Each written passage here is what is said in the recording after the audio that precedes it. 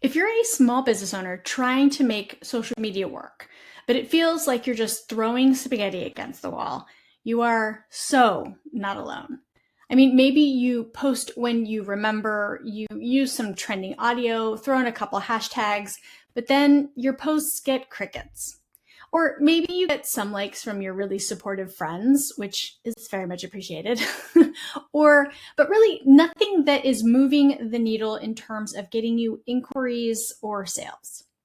Hi, my name is Taylor and I'm one of the founders here at NG, and I'm also a small business marketing consultant. And today I want to help you actually get something out of your social media by walking you through how to create a simple, realistic social media strategy that actually supports your business goals and doesn't require you to post every day or go viral. But I do have to say this before we dive in, because if you're posting without a plan, your results are going to be inconsistent at best. Like some weeks you're showing up and other weeks you're too busy. Some posts hit, others don't, and you're not sure why. I mean, hence the spaghetti. And that's exactly where a social media strategy comes in, because a strategy gives you three things. It gives you clarity about what to post, where to post it, and why you're going to post it. It helps you with consistency so you can stay on track even when life gets busy.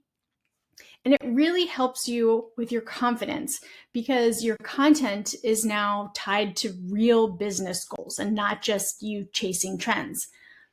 So let's get into the 5 steps of creating a social media strategy that actually works for you. And step 1, pretty much like everything, you have to start by setting your social media goals. So I want you to start with setting a couple of clear goals. Not 10, definitely not 20, just a couple, because your goals are going to shape the content that you create and what success looks like for you. So for example, if your goal is to grow your audience, you'll want to focus on creating content that builds brand awareness. Or if your goal is to build community, you'll want to focus on content that gets engagement. Or if your goal is to get more bookings or more sales, you'll want to focus on content that encourages leads and conversions.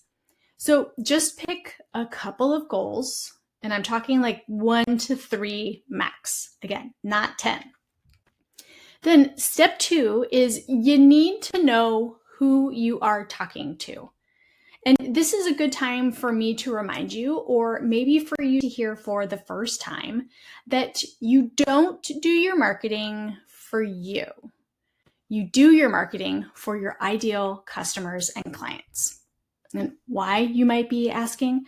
Well, that's because all the stuff that you do to market your business is supposed to attract them. It's supposed to earn their trust and show them that you've got the solution to their problem, right? See, they are at the center of all of this. So the next step in creating a social media strategy that has any chance of working is to define your ideal customer.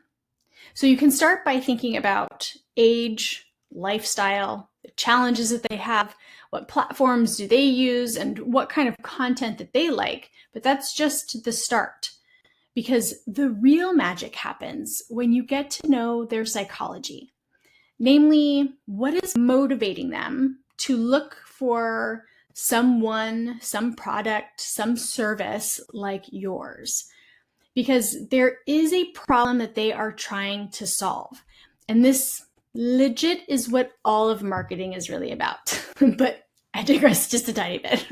Because the point that I'm trying to make here is that when you don't know who you're talking to, creating content feels more like a lecture and less like a conversation.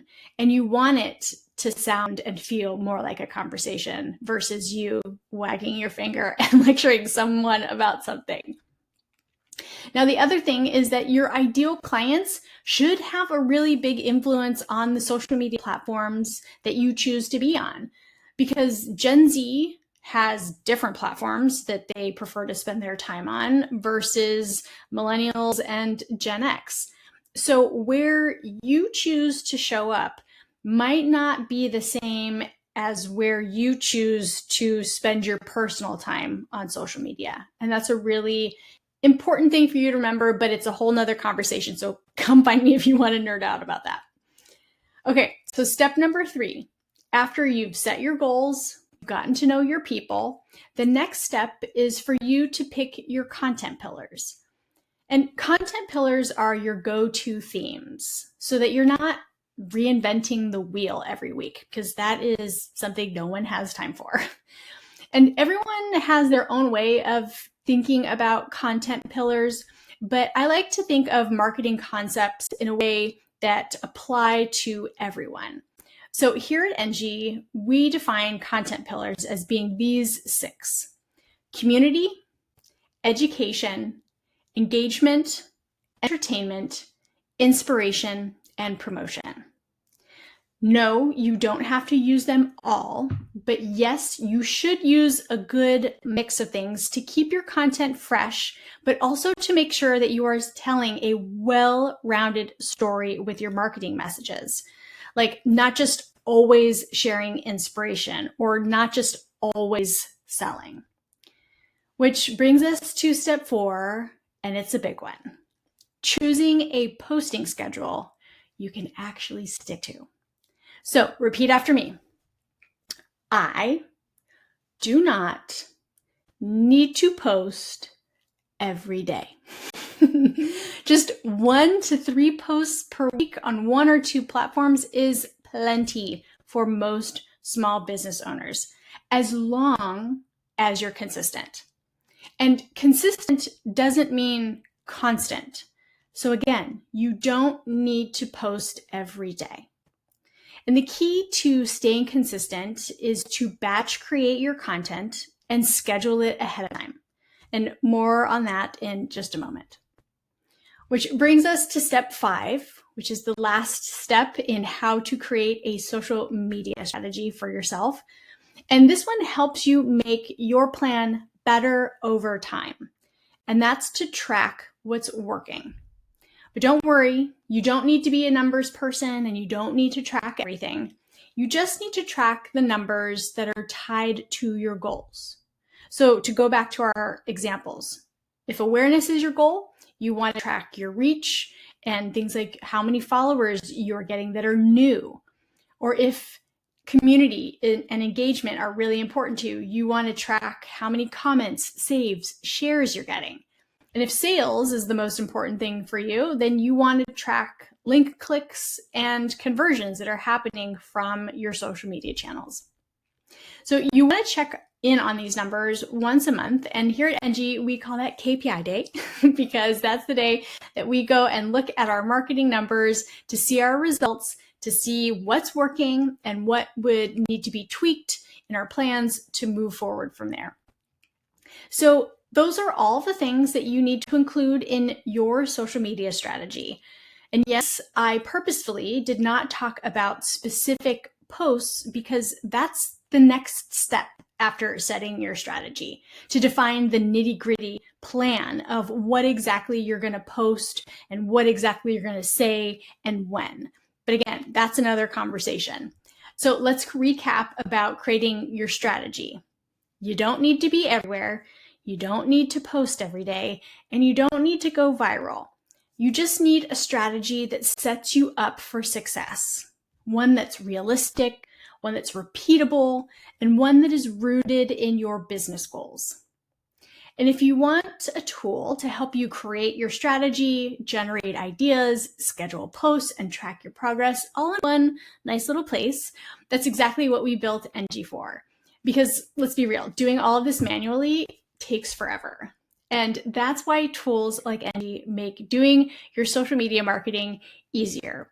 And NG includes a marketing strategy generator that will also help you build out your social media strategy, an AI copywriter to get you captions really quick, a social media scheduler so you can schedule those posts to go live ahead of time, and a KPI dashboard to help you track your metrics.